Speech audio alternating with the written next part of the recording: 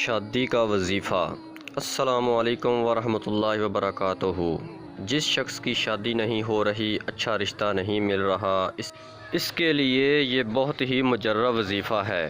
11 اور 12 رمضان کی درمیانی رات بعد نماز عشاء یعنی کہ تراویح کے بعد 2 کر کے 12 رکعت ادا کریں۔ ہر رکعت میں سورہ فاتحہ کے بعد سورہ اخلاص پڑھنی ہے اور 12 رکعت جب پوری ہو جائیں تو 100 بار مکے مدینے کے تاجدار صلی اللہ علیہ وآلہ وسلم پر درود سلام پڑھنا ہے۔